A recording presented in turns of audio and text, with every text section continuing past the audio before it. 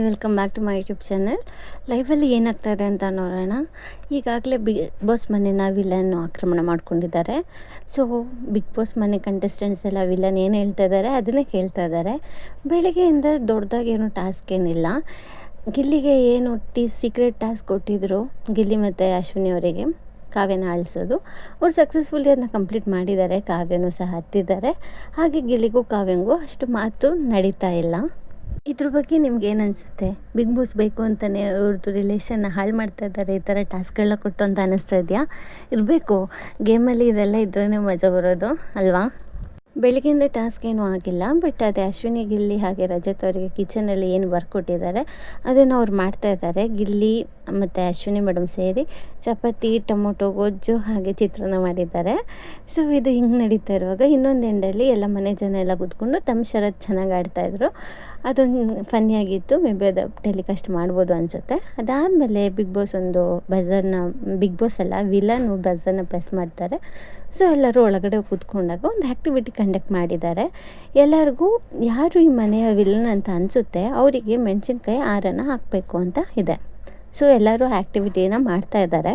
ಇಲ್ಲಿ ಫಸ್ಟ್ ಹೋಗಿ ಮೆಣಸಿನ್ಕಾಯಿ ಹಾರನ ತೊಗೊಂಡಿರೋದು ರಕ್ಷಿತಾ.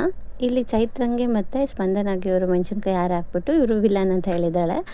ರಕ್ಷಿತಾ ಚೈತ್ರಾಗೆ ಕೊಡುವಾಗ ರೀಸನ್ ಏನು ಕೊಟ್ಟಿದ್ದಾರೆ, ನೀವು ವಿಲನ್ ಆಗಿ ಕನ್ವರ್ಟ್ ಆಗ್ತಾ ಇದ್ದೀರಾ, ನಿಮಗೆ ವಿಲನ್ ಏನು ಹೇಳಿದರು, ಸ್ಪಂದನ ಅವ್ರ ಕ್ಯಾಪ್ಟನ್ಸಿ ತೊಗೊಳ್ಳುವಾಗ ಏನಿದೆ ಅಂದರೆ ನೀವು ನಾಮಿನೇಟ್ ಆಗ್ತೀರಾ ಅಂತೆಲ್ಲೂ ಹೇಳಿರಲಿಲ್ಲ, ಬಟ್ ನಾಮಿನೇಷನಿಂದ ಪಾರಾಗೋ ಚಾನ್ಸ್ ಇದೆ, ಕ್ಯಾಪ್ಟನ್ಸಿ ಆಗೋ ಅಧಿಕಾರ ಇದೆ ಅಂತ ಹೇಳಿದಾಗ ನೀವು ಅದನ್ನು ಬಂದು ಡೈರೆಕ್ಟಾಗಿ ಹೇಳ್ಬೋದಾಗಿತ್ತು. ಅದು ನೀವು ತುಂಬ ಪಾಲಿಶ್ಡಾಗಿ, ಶುಗರ್ ಕೋಟಾಗಿ, ತುಂಬ ಸರ್ಕ್ಯಾಸ್ಟಿಕ್ಕಾಗಿ, ಡ್ರಾಮ್ಯಾಟಿಕ್ಕಾಗೆಲ್ಲ ಹೇಳಿದ್ರಿ ಅಂತ ರಕ್ಷಿತಾ ಚೈತ್ರಾಗೆ ಹೇಳ್ತಾಳೆ.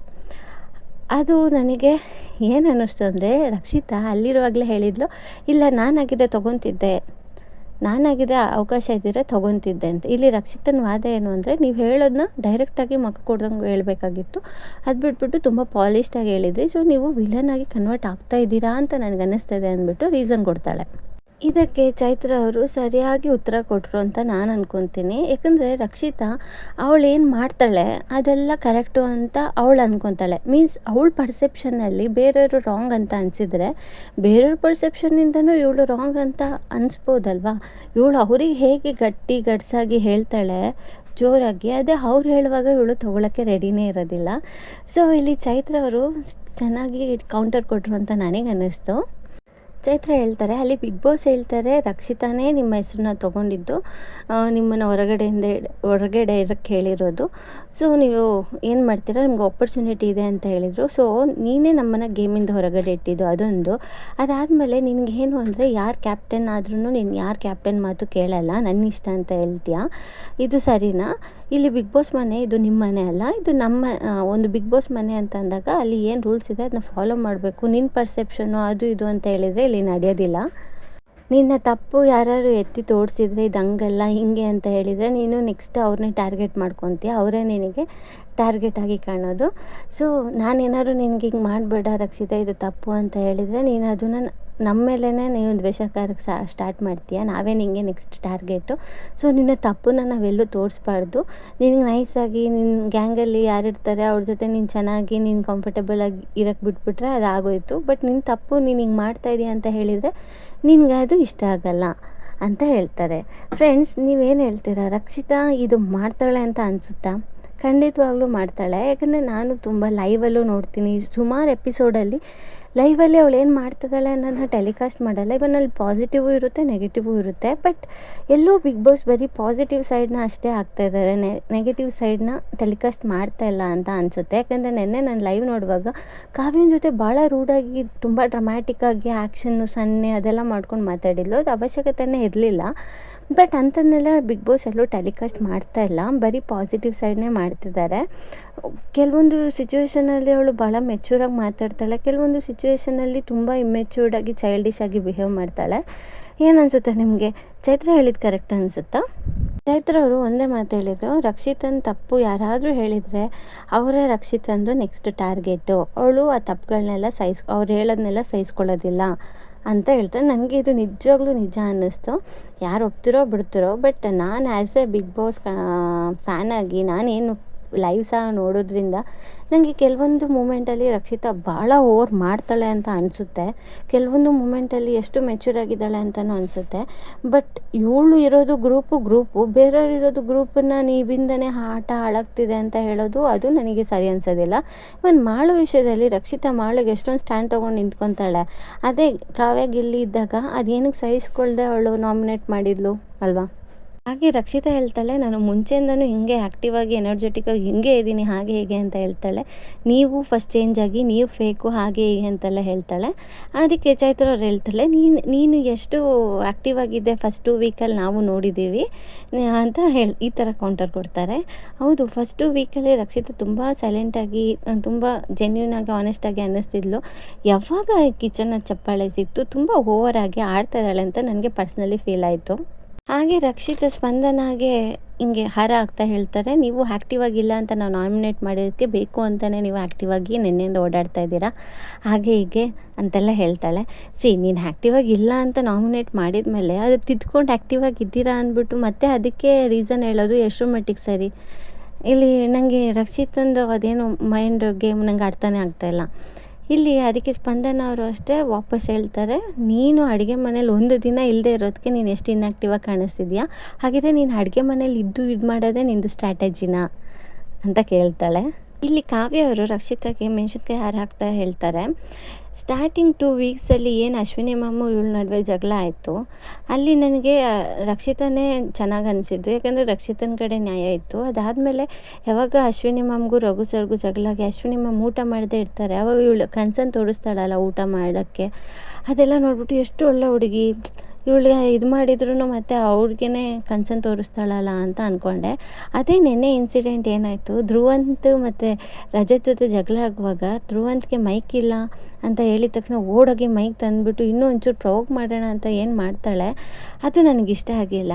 ಇಲ್ಲಿ ಅಶ್ವಿನಿ ಮ್ಯಾಮ್ಗೆ ತೋರಿಸಿದ ಕನ್ಸರ್ನು ಕೇರ್ ಆದರೆ ಧ್ರುವಂತಿಗೆ ಏನು ಕೇರು ಕನ್ಸರ್ನ್ ತೋರಿಸ್ಲಿಲ್ಲ.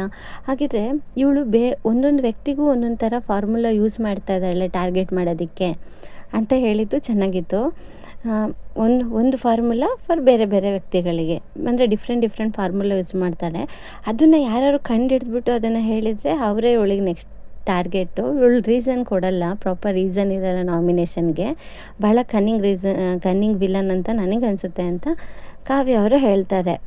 ಅದಕ್ಕೆ ರಕ್ಷಿತನೂ ಚೆನ್ನಾಗಿ ಕೌಂಟರ್ ಕೊಡ್ತಾಳೆ, ನೀವೇ ಫೇಕು, ನೀವು ಹಾಗೆ ಹೀಗೆ ಅಂತ ಹೇಳ್ತಾಳೆ, ನೀವು ರಿಯಲೇ ಅಲ್ಲ ಅಂತೆಲ್ಲ ಹೇಳ್ತಾಳೆ. ಅದಕ್ಕೆ ಕಾವ್ಯನೂ ಕೌಂಟರ್ ಕೊಡ್ತಾಳೆ, ನಾನು ರಿಯಲ್ ಅಲ್ಲದೆ ಇರೋದಕ್ಕೆ ನೀನು ನನ್ನ ಎಷ್ಟು ವರ್ಷದಿಂದ ನೋಡಿದ್ಯಾ, ಇವಾಗಿನೂ ನೀನು ಯಾರು ಅಂತ ನಂಗೆ ಮುಂಚೆನೂ ಗೊತ್ತಿರಲಿಲ್ಲ, ಇಲ್ಲಿಗೆ ಬಂದಮೇಲೆ ಗೊತ್ತಾಗಿರೋದು, ನಿನಗೆ ಮಾತೆತ್ತಿದ್ರೆ ಬರೀ ಫ್ಯಾನ್ಸ್ ಇದ್ದಾರೆ, ನನ್ನ ಜನ ಇದ್ದಾರೆ ಅಂತ ಹೇಳ್ತೀಯ. ಇಲ್ಲಿ ಯಾರು ಚಿಕ್ಕವರಿಲ್ಲ ದೊಡ್ಡವರಿಲ್ಲ, ಇಲ್ಲೂ ಅವ್ರವ್ರ ಸಾಧನೆಗಳನ್ನ ಮಾಡ್ಕೊಂಡೇ ಬಂದಿದ್ದಾರೆ, ನಿನ್ನಷ್ಟು ಫ್ಯಾನ್ಸ್ ಇಲ್ಲ ಅಂದರೂ ಅವಳಿಗೂ ಅಷ್ಟೋ ಇಷ್ಟೋ ಫ್ಯಾನ್ಸ್ ಇರ್ತಾರೆ ಹಾಗೆ ಹೀಗೆ ಅಂತ ಹೇಳ್ತಾರೆ. ಫ್ರೆಂಡ್ಸ್, ಏನು ಅನಿಸುತ್ತೆ ನಿಮಗೆ? ನನಗೇನು ಅನಿಸುತ್ತೆ ಗೊತ್ತಾ, ರಕ್ಷಿತಾ ಎಲ್ಲೋ ಒಂದೊಂದು ಕಡೆ ತುಂಬ ಓವರಾಗಿ ಮಾತಾಡ್ತಾಳೆ ಅಂತ ಅನಿಸುತ್ತೆ. ಅವಳ ಪರ್ಸೆಪ್ಷನ್ ಏನು ಹೇಳ್ತಾ ಇದ್ದಾಳೆ, ಆ ಪರ್ಸೆಪ್ಷನ್ನು ಅವಳು ಹೇಳ್ತಾಳೆ, ನಾನದೇ ಸರಿ ಅಂತ ಅಲ್ಲ ಅಂತಲೂ ಹೇಳ್ತಾಳೆ. ಬಟ್ ಅದು ಮಾತಾಡುವಾಗ ಆಪೋಸಿಟ್ ಪರ್ಸನ್ ಹೇಗೆ ತೊಗೊತಾರೆ ಅಂತ ಯೋಚನೆ ಮಾಡೋದಿಲ್ಲ. ಇವಾಗ ನನಗಿಷ್ಟ, ನಾನಿರೋದೇ ಹಿಂಗೆ ಅಂತ ಹೇಳುವಾಗ ನಿನ್ನೆ ಯಾರು ಕ್ವೆಶನ್ ಮಾಡ್ತಾಯಿಲ್ಲ ಅಂದರೆ ಬೇರೆಯವ್ರಿಗೂ ಏನು ಇಷ್ಟನೋ ಹಂಗೆ ಇಡ್ತಾರೆ. ಅದನ್ನು ಕ್ವೆಶನ್ ಮಾಡೋ ರೈಟ್ಸು ಇವಳಿಗೂ ಇರೋಲ್ಲ. ಬೇರೆಯವ್ರ ಕ್ವೆಶನ್ ಅವಳು ಅಕ್ಸೆಪ್ಟ್ ಮಾಡೋಕ್ಕೆ ರೆಡಿ ಇಲ್ಲ ಅಂದಮೇಲೆ ಇವಳು ಬೇರೆಯವ್ರಿಗೆ ಕ್ವೆಶನ್ ಮಾಡೋಕ್ಕಾಗೋದಿಲ್ಲ. ಇವಳು ಹೆಂಗೆ ಬೇರೆಯವ್ರನ್ನ ರಾಂಗು ಅಂತ ತನ್ನ ಪರ್ಸೆಪ್ಷನಲ್ಲಿ ಹೇಳ್ತಾ ಇದ್ದಾಳೆ, ಹಾಗೆ ಬೇರೆಯವರು ಇವಳು ರಾಂಗು ಅಂತ ಅವ್ರ ಪರ್ಸೆಪ್ಷನ್ ಹೇಳ್ತಾರೆ. ಅದನ್ನು ತಗೋಬೇಕು. ಇವಾಗ ನಾನು ಯಾರನ್ನೂ ಕೇಳೋದಿಲ್ಲ, ನೀವು ಹೇಳಿದ ತಕ್ಷಣ ನಾನು ಚೇಂಜ್ ಆಗಬೇಕಾ ಅಂತ ಹೇಳೋಳು, ನೀನು ಯಾರಿಗೂ ಸಜೆಷನ್ ಕೊಡಬಾರ್ದು. ಅವರು ಅದೇ ಹೇಳ್ಬೋದಲ್ಲ, ನೀನು ಹೇಳಿದ್ದೆ ನಾನು ಚೇಂಜ್ ಆಗಬೇಕಾ ಅಂತ. ಸೊ ಅವ್ರವ್ರ ಆಟ ಅವ್ರವ್ರು ಆಡ್ತಾ ಇದ್ದಾರೆ. ಸೊ ಇವಳು ಬೇಡದೇ ಇರೋ ಮಾತುಗಳನ್ನ ಆಡಿ ಎಲ್ಲರನ್ನೂ ಪ್ರವೋಕ್ ಮಾಡ್ತಿದ್ದಾಳೆ ಅಂತ ನನಗೆ ಅನಿಸುತ್ತೆ. ರೂಲ್ಸ್ ಅಂದರೆ ರೂಲ್ಸ್ ಎಲ್ಲ ಫಾಲೋ ಮಾಡಬೇಕು. ಬಟ್ ಇಲ್ಲಿ ಈ ರೂಲ್ಸ್ಗಳನ್ನ ಎಲ್ಲೂ ಜಾಸ್ತಿ ಸೀರಿಯಸ್ಸಾಗಿ ತೊಗೊಂಡಿರೋ ಥರ ಅನಿಸೋದಿಲ್ಲ. ಅಂದರೆ ಕ್ಯಾಪ್ಟನ್ಸಿ ಅಂದರೆ ಕ್ಯಾಪ್ಟನ್ಗೆ ಒಂದು ರೆಸ್ಪೆಕ್ಟ್ ಕೊಡೋದಿಲ್ಲ. ಕ್ಯಾಪ್ಟನ್ ಹೇಳಿದರೆ ಅವ್ರ ಮಾತು ಏನು ಕೇಳೋದು ಅಂತ ಉದಾಸೀನ ಮಾಡೋದು. ಆಮೇಲೆ ನೀನು ಕಾಣಿಸ್ಕೊತಿಲ್ಲ ಅಂತ ಹೇಳ್ತಿರೋ ಈ ರಕ್ಷಿತಾ 24/7 ಅಡುಗೆ ಮನೆಯಲ್ಲೇ ಇರ್ತಾಳೆ. ಅಡುಗೆ ಮನೆಯಿಂದ ಸ್ವಲ್ಪ ಹೊರಗಡೆ ಬರಬೇಕು, ಎಲ್ಲರ ಜೊತೆ ಬೆರಿಬೇಕು ಅಂತ ನನಗನ್ಸುತ್ತೆ.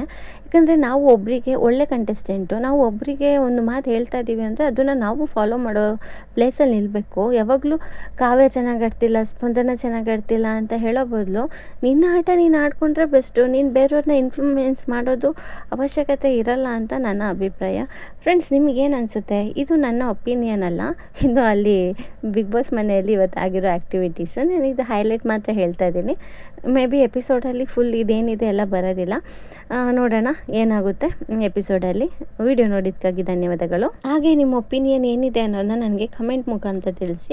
ಹಾಗೆ ನನ್ನ ವೀಡಿಯೋನ ಯಾರು ಸಬ್ಸ್ಕ್ರೈಬ್ ಆಗದೆ ನೋಡ್ತಿದ್ದೀರಾ, ದಯವಿಟ್ಟು ಚಾನಲ್ನ ಸಬ್ಸ್ಕ್ರೈಬ್ ಆಗಿ.